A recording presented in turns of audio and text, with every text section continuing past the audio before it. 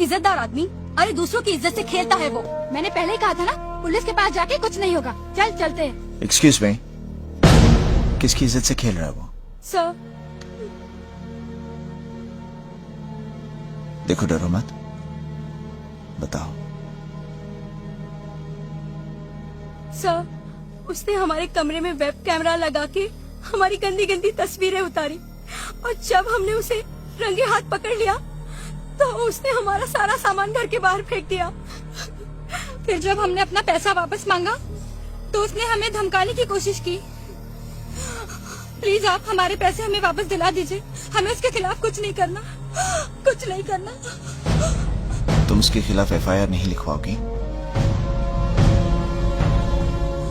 नहीं सर, बड़ी मुश्किल से सबसे लड़के मैं डॉक्टर बनने के लिए शहर में आई हूँ। एफआईआर से बात बढ़ेगी, मामला अखबार में आएगा, बदनामी होगी। मेरे घर वाले मुझे वापस गांव ले जाएंगे और मैं कभी डॉक्टर नहीं बन पाऊंगी। घबराओ मत, तुम डॉक्टर जरूर बनोगी।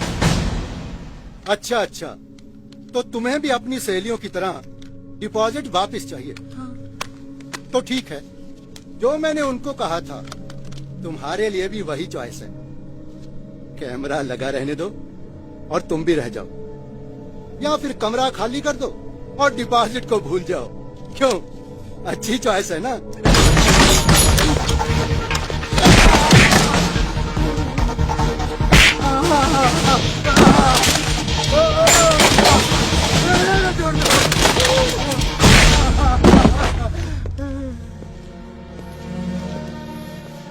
आप लोग डॉक्टर बनना चाहते हैं ना?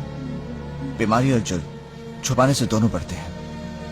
आइंदा से कोई भी चीज मत छुपाना, ओके? All the best.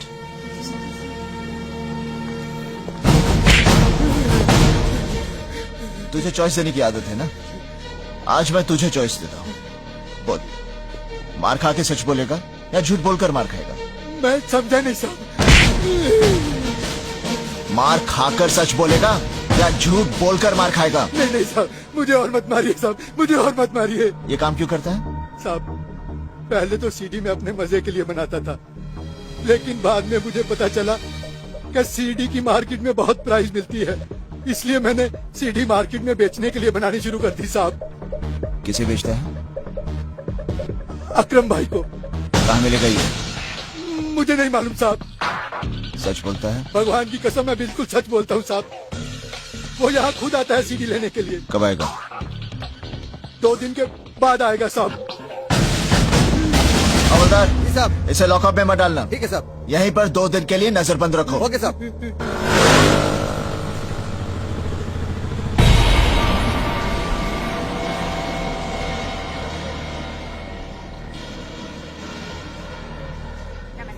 आज हम आपको एक सनसनीखेज लाइव कवरेज दिखाने वाले हैं। विले पार्ले के मिस्टर कुलकर्णी के घर से अब से थोड़ी ही देर में आप देख सकते हैं कि हमारी पुलिस औरतों को मजबूर करके अश्लील फिल्म बनाने वालों को कैसे उन्हीं के जाल में फंसाती है। अब हम आपको सीधे लिए अबे साले कहाँ है तू? हाँ भाई, बस पहुँच रहा हूँ। कमिश्नर ऑफ पुलिस तुझे पहुँचाने तेरे ससुराल वाले भी बारात लेकर खड़े हैं वहाँ। हमारे वरिष्ठ संवाददाता श्री राजीव प्रसाद। चल पतली गली से निकल। राजीव, क्या हुआ भाई? राजीव वहाँ अबे क्या हो रहा कोची, है? ये पुलिस वालों की हिलने डुलने की खबर हमेशा न्यूज चैनल पे दिखाई देती है। अपने धंधे में रहने के लिए न्यूज चैनल देखना बहुत जरूरी है, समझा क्या? हाँ समझा भाई। चल अब निकल, कुलकर्णी का भांडा फोड़ होने वाला है। थोड़ी देर में अक्खा हिंदुस्तान उसको टीवी पे देखेगा।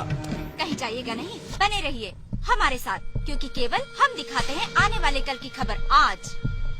अब हम आपको कुछ सर, मुझे लगता है वो यहाँ नहीं आएगा सर।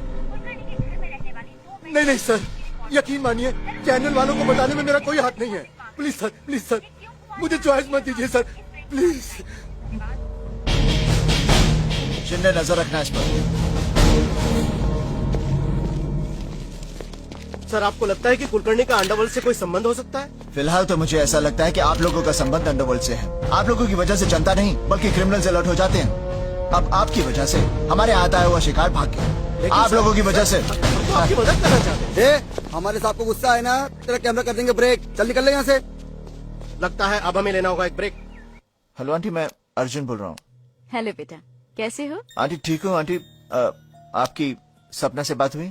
मैं 2 दिन से कोशिश कर रहा हूँ, मेरी उससे बात नहीं हो पा रही। हाँ बेटा, उसका टूर मैनेजर का फोन आया था और वो कह रही थी कि उसकी ट्रेनिंग हफ्ता 10 दिन के लिए एक्सटेंड हो गई है और जिस जगह पर ट्रेनिंग है वहाँ मोबाइल नेटवर्क ही नहीं है। पर अच्छा फोन नहीं कर सकती वो?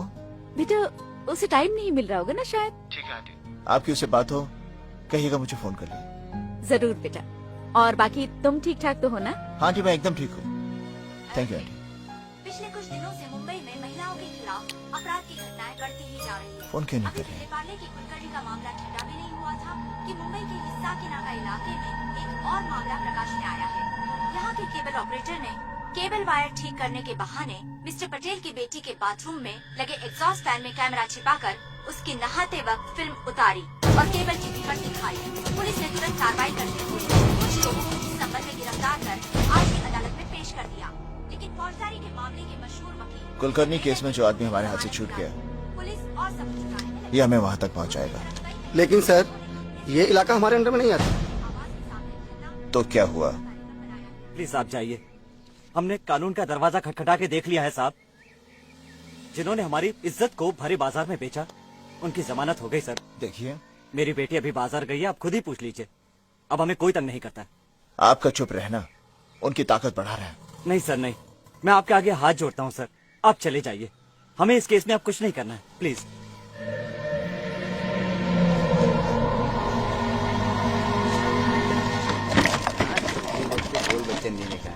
सही बोल रहे हैं। आइटम आ रहा बॉस। क्या ढक रही हो?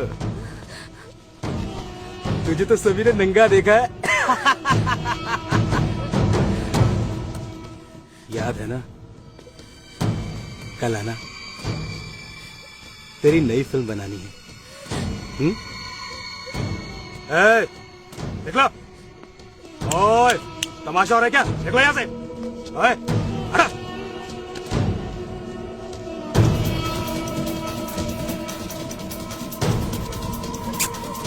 चल, अभी आ जा।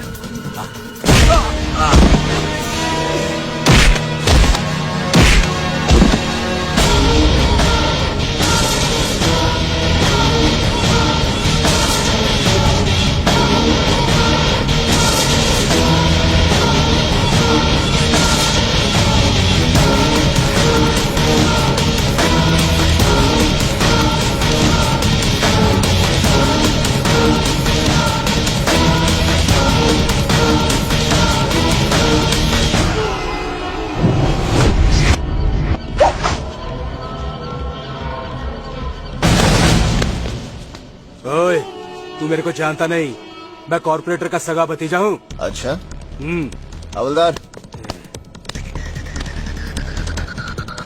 ये सरकारी डंडा है, किसी का भी सगा नहीं।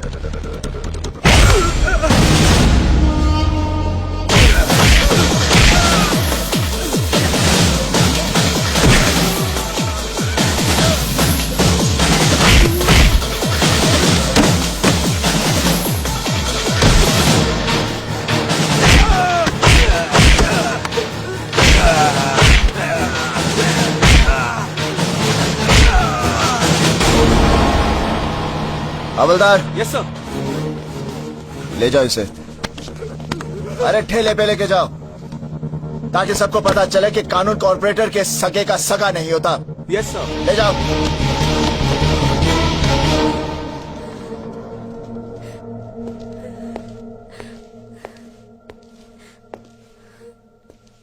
अब क्यों रो रही हो? सर ये 2 दिन के बाद फिर छूट जाएगा, इसके बहुत बहुत ऊपर तक है सर। पगली, तेरे आंसुओं की पहुंच ऊपर वाले तक है, और मैं भी वही करता हूं जो ऊपर वाला कहता है, वो नहीं जो ये ऊपर वाले कहते हैं। घबरा मत, उसे मैं जेल से छूटने नहीं दूंगा। Thank you sir, thank you very much. जा घर जा।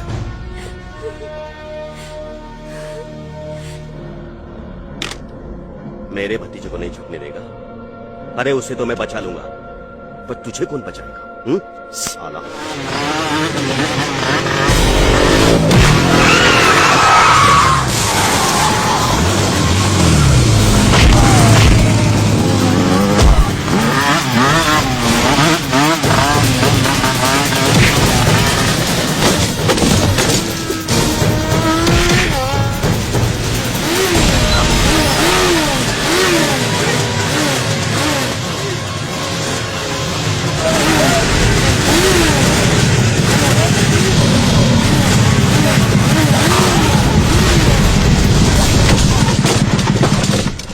सर यही है वो ब्लू फिल्म सीरीज का गोडाउन।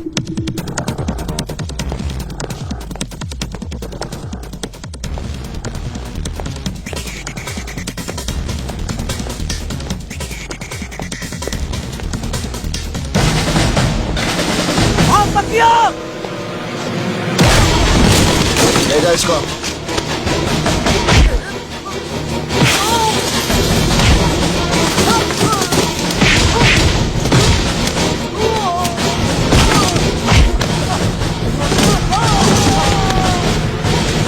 हमें माफ कर दीजिए साहब, हमने कुछ नहीं किया साहब, ये सब कॉर्पोरेटर शिंदे का काम है साहब, हमें माफ कर दीजिए साहब, हमने कुछ नहीं किया, हमने कुछ नहीं किया साहब। हाँ बोलना, कितना सीढ़ी चाहिए? सर जी सीढ़ियाँ तो बहुत चाहिए सर, पर यहाँ से ले जाने में कोई लफड़ा तो नहीं हो जाएगा सर? अरे काय का लफड़ा भाई, ये धंधा मैं चोरी छुपे थोड़ी करता हूँ। हाँ, संतरी से लेके मंत्री तक सब जानते हैं, और सिर्फ मुंबई में नहीं, अक्खा हिंदुस्तान में हर साइज की, हर नस्ल की लड़कियों की न्यूड सीडी सिर्फ मैं सप्लाई करता हूँ। कमाल है सर, वो छिपा के कैमरा लगा के जो सीढ़ियाँ बनती हैं वो सारी आप मार्केट में सप्लाई करते हैं? मगर ये सीढ़ी सिर्फ छुपके नहीं बनती है, लड़कियों की मर्जी से भी बनती है। अच्छा, लड़कियाँ मान जाती हैं सर? हाँ, देर सवेर सब मान जाती है, कुछ डांट प्यार से तो कुछ हथियार से। अरे बाप रे सर, तो आप हथियार भी यूज करते हो? अरे भाई, धंधे में सब कुछ करना पड़ता है, और ये सीढ़ी बनाना है ना, ये सिर्फ मेरा धंधा ही नहीं, शौक भी है। धंधा तो फिर भी कानून से हो सकता है, पर शौक के लिए ना कानून को तोड़ना पड़ता है। पर सर जी, वो एसीपी अर्जुन सिंह तो कहता है वो आपको अरेस्ट कर लेगा, वो आपके धंधे को ठप कर देगा सर। एसीपी अर्जुन मेरा धंधा ठप करेगा, मुझे अरेस्ट करेगा? शायद उसको पता नहीं है, मैं एक जेब में अदालत और दूसरी जेब में मंत्रिमंडल को रख के चलता हूँ। अभी एक फोन मुख्यमंत्री को कर दूंगा ना, तो अभी के अभी साले को सस्पेंड करा दूंगा, अभी के अभी। उसको जो करना है कर ले यार। देखो, मेरा कोई कुछ उखाड़ नहीं सकता, और मैं किसी से डरता नहीं है। बस पब्लिक को छोड़ के सर। पब्लिक के पास तो आपको जाना पड़ता है ना वोट मांगने के लिए इलेक्शंस के टाइम पे। पब्लिक साली क्या करेगी? पब्लिक को तो मैं मुंह पे रखता हूँ। पब्लिक तो साली भेड़ है, एक को हाँक दो सब उसके पीछे चले जाते हैं। बिना मतलब के। साहब आप टीवी पर आ रहे हैं? अरे यार, ये टीवी वाले भी दिन भर एक ही न्यूज दिखाते रहते। कल जो गणपति मंदिर में मैंने मुख्यमंत्री को माला पहनाई थी ना, वो दिखा रहे होंगे। नहीं, आप लोग जो बात कर रहे हैं वो टीवी पे आ रहा है।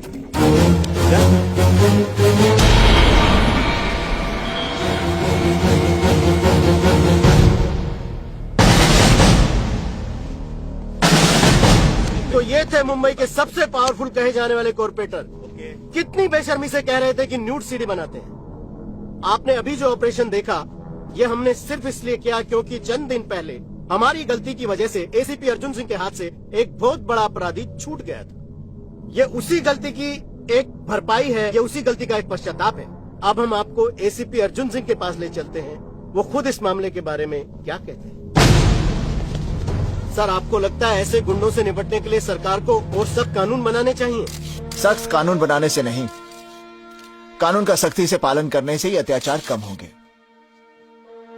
अगर आप लोग पुलिस वालों को उनका काम करने देंगे, तो इस शहर के जितने भी गुंडे हैं, उन सब के लिए हवलदार का एक डंडा ही काफी है। लेकिन सर, आप जो कह रहे लेट हैं। Me finish. सिर्फ पुलिस वालों की जिम्मेदारियां ही नहीं, आप सबकी भी कुछ जिम्मेदारियां हैं। हम सब शरीफ लोग भी महिलाओं पर कुछ कम अत्याचार नहीं करते। ये क्या कह रहे हैं आप? अत्याचार गुंडे लोग करते हैं, हम लोग नहीं। अच्छा, बच्ची के पैदा होने से पहले ही हम उसे मार डालते हैं, और ये काम हम शरीफ लोग करते हैं। देखिए, हम गुंडे नहीं। बट सर, वो दहेज न लाने पर हम अपनी बहुओं को जिंदा जला देते हैं। ये काम हम शरीफ लोग करते हैं। लेकिन हम गुंडे नहीं। स्कूल, कॉलेजेस, हॉस्पिटल्स, ऑर्गेनाइजेशंस, धार्मिक, सामाजिक, यहाँ तक कि आपके न्यूज़पेपर्स, न्यूज चैनल्स में भी जितनी महिलाएं काम करती हैं, उनकी भी मजबूरी का फायदा उठाया जाता है। और ये काम हम जैसे शरीफ लोग करते हैं। लेकिन हम गुंडे नहीं।